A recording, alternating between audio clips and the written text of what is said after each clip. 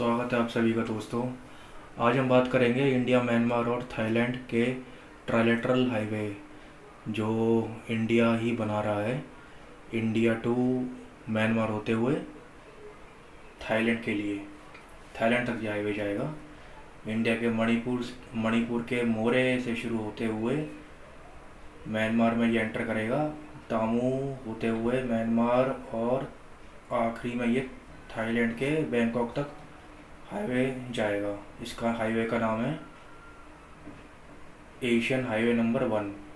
ये 2027 तक कंप्लीट होने की संभावना है, क्योंकि अभी फ़िलहाल पिछले कुछ सालों से म्यांमार में जो गृहयुद्ध के हालात बने हुए हैं, इसलिए ये हाईवे का काम थोड़ा डिले चल रहा है। इंडिया की साइड से और थाईलैंड की साइड से ये हाईवे पूरी तरीके से कंप्लीट हो चुका है, बट म्यांमार के अंदर इस हाईवे का काम अभी पूरा नहीं हो पाया है। क्योंकि आप सभी को मैं बता दूं कि ये जो हाईवे है इसका सारा खर्च भारत सरकार उठा रही है, बट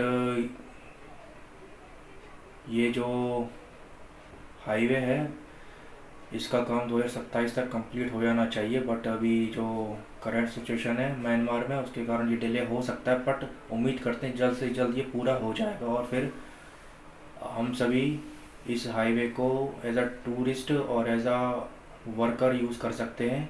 बाई रोड अपनी कार, अपने बाई बस जा सकते हैं।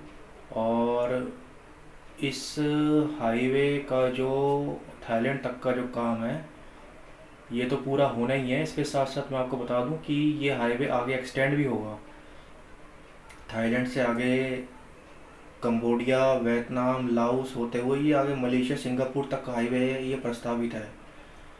तो मैं उम्मीद करता हूँ कि हाईवे जल्द से जल्द पूरा हो, और इससे भारत सरकार का जो लुक एक्ट पॉलिसी है उसके मद्देनज़र ये हाईवे जल्द से जल्द पूरा हो और हम सभी को इसका फ़ायदा मिले as a tourist, as a business, as a economic growth के लिए, जो कि ईस्ट एशिया के लिए बहुत महत्वपूर्ण ये परियोजना है जो भारत सरकार ने इसका शुरुआत की है। वैसे तो ये आपको बता दूं, मैं ये हाईवे 2002 में इसका शिलान्यास, इसका स्टार्टिंग हो चुका था, बट पिछली सरकारों द्वारा ये बन नहीं पाया। तो ये करंट जो अब गवर्नमेंट है इसने इस काम को बहुत अच्छे से और बहुत स्पीड से इस काम को लिया है, ताकि ये काम जल्द से जल्द पूरा हो सके। और इस हाईवे से फ़ायदा तो बहुत होगा, क्योंकि ये इकलौता हाईवे बनेगा जो इंडिया से शुरू होगा, मणिपुर से, और ये म्यांमार होते हुए थाईलैंड, अभी फ़िलहाल तक तो ये थाईलैंड तक का इसका प्रस्ताव है और ये बन भी चुका है थाईलैंड तक, बट बीच में म्यांमार आ गया। तो म्यांमार में जो हालात है उसकी मदद से काम पूरा भी हो नहीं पाया है, बट इंडियन साइड से और थाईलैंड साइड से पूरी तरीके से कंप्लीट हो चुका है। और इसका जो खर्चा है वो सारा का सारा भारत सरकार ने उठाया है, चाहे वो भारत का हिस्सा हो, चाहे वो म्यांमार में ये इसका हिस्सा हो इस हाईवे का, और चाहे वो थाईलैंड में हो। पूरा बन जाने के बाद ऐसी उम्मीद करते हैं कि 2027 के अंत तक ये हाईवे तैयार हो जाना चाहिए, ऑपरेशनल हो जाना चाहिए। और आगे ये भी उम्मीद है कि इस हाईवे को आगे एक्सटेंड किया जाएगा, जो कि सिंगापुर तक जाएगा ये हाईवे। इस हाईवे का नाम मैं फिर बता दूंगा आपको, एशियन हाईवे नंबर 1 इसका नाम दिया हुआ है। और आप में से कोई अगर नॉर्थ ईस्ट इंडिया जाए अभी या आगे भी, तो अगर मणिपुर जिसका किसी का टूर हो जाए तो वहाँ आके देख सकता है इस हाईवे का पूरी तरीके से। इंडियन साइड काम पूरा हो चुका है और ऑपरेशनल भी है इंडियन साइड से ये हाईवे। और मैं तो ये कहूँगा कि इस हाईवे के बन जाने के बाद जब ये हाईवे स्टार्ट होगा तो इससे as a tourist, as a business, people to people जो कनेक्शन होगा, लैंग्वेज कनेक्शन जो होगा, कल्चरल एक्सचेंज जो होगा, आने जाने के नए माध्यम खुलेंगे, नई नई जगह देखने को मिलेंगी, अलग अलग कल्चर, अलग अलग फूड का हम लुत्फ़ उठा सकते हैं। तो ये बहुत ही ज़्यादा बड़ी परियोजना है अभी तक की भारत की, एज अ सड़क माध्यम से, एज अ रोड कनेक्टिविटी से। और आगे जाके ये शायद ऐसा रेलवे भी कनेक्ट करने की इसकी परियोजना है। तो हम आगे इस बारे में बात करते रहेंगे और इसके बारे में आपको पूरा अपडेट देता रहूँगा। तो मैंने इस टॉपिक को इसलिए चुना क्योंकि इसके बारे में बहुत कम लोगों को पता, और पता भी है तो पूरी तरीके से जानकारी यूट्यूब पे अवेलेबल नहीं है।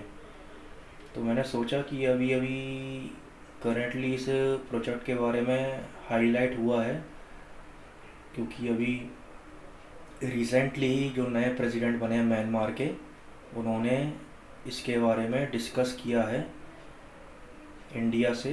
और इंडिया तो खैर इसका पूरा खर्चा उठा ही रहा है, और 2027 तक इसका काम पूरा हो जाने की पूरी पूरी उम्मीद है, अगर आने वाले कुछ दिनों में म्यांमार में हालत ठीक सामान्य हो जाते हैं तो।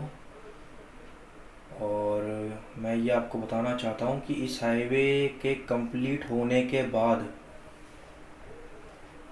इसमें जो लागत आएगी वो अरबों खरबों रुपए में आएगी। उसका सारा A to Z सारा खर्चा इसका भारत सरकार ही उठा रही है। इसमें एक भी पैसा ना म्यांमार से लिया गया है ना थाईलैंड से लिया गया है। इसका सारा खर्चा इंडिया टू थाईलैंड इस हाईवे का भारत सरकार ही उठा रही है। तो मैं आशा करता हूँ आपको ये जानकारी बहुत अच्छी और बहुत इम्पोर्टेंट जानकारी लगी होगी, क्योंकि नॉर्थ ईस्ट इंडिया के बारे में बहुत कम लोगों को, अभी भी बहुत कम लोगों को जानकारी है।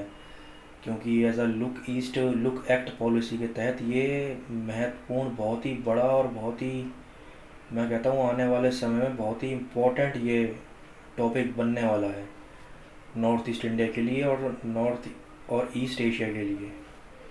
क्योंकि इस हाईवे से आपका खर्चा भी बचेगा, क्योंकि अभी हम एज अ फ्लाइट जाते हैं, अगर हमें थाईलैंड जाना हो, कंबोडिया जाना हो, लाओस जाना हो, वियतनाम जाना हो, सिंगापुर जाना हो, मलेशिया जाना हो, तो हम भाई फ़्लाइट ही ट्रैवल कर पाते हैं। और फ्लाइट का खर्चा भी बहुत महंगा है, क्योंकि अभी रिसेंटली जो लड़ाई चल रही है अमेरिका ईरान में, तो इससे खर्चा और बढ़ गया है। सारे फ्यूल के रेट सारे हाई हो गए इस समय। तो इस हाईवे को बनने से बहुत खर्चा बचेगा, आने जाने में आसानी होगी, तेल का खर्चा बहुत कम होगा। आप अपने पर्सनल व्हीकल से जा सकते हैं। बस फैसिलिटी खैर सरकार उपलब्ध करवाएगी। और जिनको घूमने का बहुत शौक़ है, नई नई जगह एक्सप्लोर करने का बहुत शौक़ है, उनके लिए ये बहुत ही मील का पत्थर साबित होगा ये हाईवे। और मैं उम्मीद करता हूँ इस हाईवे के बन जाने के बाद ज़्यादा से ज़्यादा युवा जाएं, और जिनको अपना एक्सप्लोर करना है, नई नई जगह देखनी है, अपना यूट्यूब चैनल को अगर वो ऐसा ट्रैवलिंग ऐसा लेते हैं तो बहुत उनके लिए बहुत लाभदायक होगा, उनके यूट्यूब चैनल्स के लिए। तो मैं आशा करता हूँ आपको ये जानकारी अच्छी और महत्वपूर्ण जानकारी लगी होगी। मैं आगे आपको इस हाईवे के बारे में अपडेट देता रहूँगा। तो दोस्तों अपना ध्यान रखिए, खुश रहिए, और मिलते हैं फिर अपने नेक्स्ट वीडियो में। Thank you so much.